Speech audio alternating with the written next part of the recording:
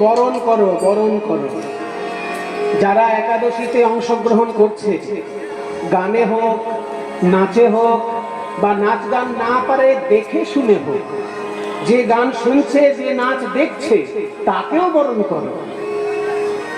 কারণ শিল্প যে প্রকাশ করে তারও যতটা গুরুত্ব, শিল্পকে যে উৎসাহ দেয় তারও ততটাই গুরুত্ব। উৎসাহ দেওয়ার মানুষ যদি না থাকে, তাহলে শিল্প তো পড়ে পড়ে মার খাবে। তাই যে গাইছে তাকেও বরণ করো, যে নাচছে তাকেও বরণ করো, যে গান শুনছে তাকে বরণ করো, যে নাচ দেখছে তাকেও বরণ করো।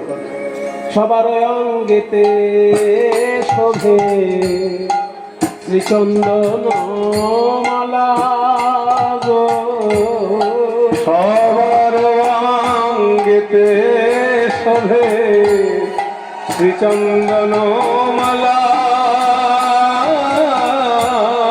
সবার অঙ্গেতে শোভে শ্রীচন্দন মালা। মালা পরালে, মালা পরালে মনের জ্বালা ঘুচাইতে মালা পরালে, মনের জ্বালা ঘুচাইতে মালা পরালে, মনের জ্বালা ঘুচাইতে মালা পরালে, মনের জ্বালা ঘুচাইতে মালা পরালে। মনের জ্বালা করকমের জ্বালা হয়। জ্বালা যন্ত্রণার ভাগ কয়টি? শাস্ত্র বলছে তিনটি। মনের জ্বালা ঘুচাইতে কি কি? আধ্যাত্মিক, আধি দৈবিক, আধি ভৌতিক। মনের জ্বালা ঘুচাইতে, মনের জ্বালা ঘুচাইতে, মনের জ্বালা ঘুচাইতে, মনের জ্বালা ঘুচাইতে মালা পরালে। একটু ব্যাখ্যা করে দিই, সবাই তো বুঝবে না কঠিন কঠিন শব্দগুলো। ও মায়েরা, এই যে গরমে কষ্ট পাচ্ছেন, আমার খুব ভালো লাগছে। এই গরমের মধ্যেও আপনারা যে এত কষ্ট করে কীর্তন শুনছেন, ভালোবেসে কত দূর দূর থেকে সবাই ছুটে এসেছেন। আপনারা হরি সংকীর্তন মনে প্রাণে ভালোবাসেন, তা নাহলে এই গরমের মধ্যেই চাপাচাপি করে এইভাবে কজন শুনতে পারে কীর্তনটা?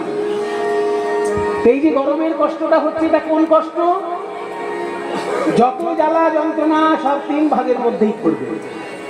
যদি আপনার ব্যক্তিগত কষ্ট হয়, দেহের, মনের বা প্রাণের ব্যক্তিগত কষ্ট হলে শাস্ত্র সেটাকে বলছে আধ্যাত্মিক জ্বালা। যখনই দৈব দুর্বিপাকজনিত কষ্ট, এই যে গরমটা, এটা দৈব দুর্বিপাকজনিত। প্রকৃতি গরম হয়ে গেছে, যেহেতু সূর্য কাছাকাছি এখন পৃথিবীর চলছে, সেই জন্য সূর্যের তাপটা গরমকালে আমরা বেশি পাই, কারণ পৃথিবীর কাছাকাছি সূর্যটা তখন থাকে। এগুলো বিজ্ঞানের ব্যাপার, ছোট ছোট ছেলেমেয়েরা পড়ে বই। যে সূর্যটা পৃথিবীর কাছাকাছি ঘোরাফেরা করে বলে গরমকালে গরম বেশি, আর সূর্যটা পৃথিবী থেকে দূরে থাকে বলে শীতকালে ঠান্ডা বেশি। আরো একটা কারণ হতে পারে, যে গোলার্ধে আমরা বাস করছি সূর্যটা সেই গোলার্ধের উপর দিয়ে যাচ্ছে, তখন উল্টো দিকের গোলার্ধে ঠান্ডা, আমাদের গোলার্ধে গরম। আবার ওদিকের গোলার্ধের উপর দিয়ে যখন সূর্য যাবে তখন আমাদের গোলার্ধে ঠান্ডা থাকে। তাহলে সূর্য আর পৃথিবীর সম্পর্কের জন্য যে ঠান্ডা গরমের কষ্ট আমাদের, এটা তো আমার ব্যক্তিগত কষ্ট নয়, এটা সবার কষ্ট, প্রকৃতির জন্য কষ্ট। ওই জন্য এটা আধি দৈবিকের মধ্যে পড়ছে। আধি দৈবিক, আধি ভৌতিক আর আধি আত্মিক, তিন রকমের জ্বালা। তাহলে আধি আত্মিক মানে নিজের ব্যক্তিগত কষ্ট, আধি দৈবিক মানে দৈব দুর্বিপাকজনিত কষ্ট, আর আধি ভৌতিক মানে, ভৌতিক মানে ভূত প্রেত নয়, ভূত শব্দের অর্থ এখানে জীব। জীবজন্তুর জন্য আমাদের যে কষ্ট, সেটা আধি ভৌতিক জ্বালা। যেমন সামান্য একটা মশা কামড়ালো, ডেঙ্গু হয়ে যায়। ডেঙ্গু ডেঙ্গিতে কতজনের প্রাণ চলে যাচ্ছে। তাহলে তো মশার এত বড় ক্ষমতা, সে একটু রক্ত খাবে আর তার জন্য পুরো দেহত্যাগ করতে হচ্ছে মানুষকে। একটা মশার জন্য প্রাণ যাচ্ছে, এর থেকে কষ্ট কি হতে পারে? আধি ভৌতিক। সাপে কামড়ালে তো মরেই, বাঘে ধরলে তো মরেই, কিন্তু মশার জন্য মরে যায় মানুষ। জীবজন্তুর জন্য যে কষ্ট সেটাকে বলে আধি ভৌতিক জ্বালা। এই তিন রকমের জ্বালা দূর করার জন্য আমাদের কণ্ঠে 3 সারি তুলসীর মালা থাকে, কিন্তু সকলকে তো মালা পরানো সম্ভব হয় না। ওই জন্য কীর্তনের আসরে দেখবেন কীর্তনিয়াকে মালা দেওয়ার আগে শ্রোতাদের দিকে এইভাবে মালা ঘুরিয়ে নেওয়া হয়। সকলকে আগে বরণ করে নেওয়া হলো, দেওয়ার যেহেতু সামর্থ্য নেই সকলকে, সেই জন্য আগে শ্রোতাদেরকে সম্মান জানিয়ে নেওয়া হলো, তারপর কীর্তনিয়া খোল বাদক এনাদের গলায় মালা দেওয়া হলো। তাই সবার ওয়ং গেতে শোভে শ্রীচন্দন মালা।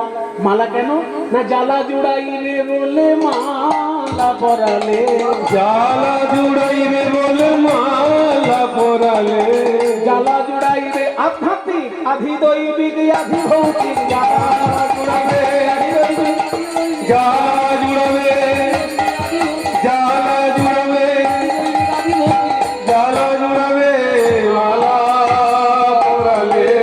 সবার অঙ্গেতে শোভে শ্রীচন্দন মালা।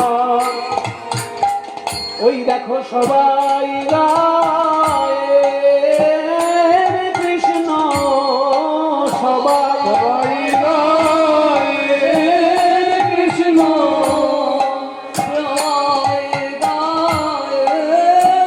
কৃষ্ণ কৃষ্ণ নাম গায়ে, কৃষ্ণ নাম গায়ে রে, কৃষ্ণ নাম গায়ে রে, তারা কৃষ্ণ নাম গায় রে। নয়ন জলে ভেসে ভেসে কৃষ্ণ নাম গায়ে রে, তবু নয়ন জলে ভেসে ভেসে কৃষ্ণ নাম গায় রে। নয়ন জলে ভেসে ভেসে কৃষ্ণ রাখা নাম বলে, নয়ন জলে ভেসে ভেসে, নয়ন জলে ভেসে ভেসে, নয়ন জলে ভেসে ভেসে, নয়ন জলে ভেসে ভেসে, তারা নয়ন জলে ভেসে ভেসে কৃষ্ণ নাম গায় রে।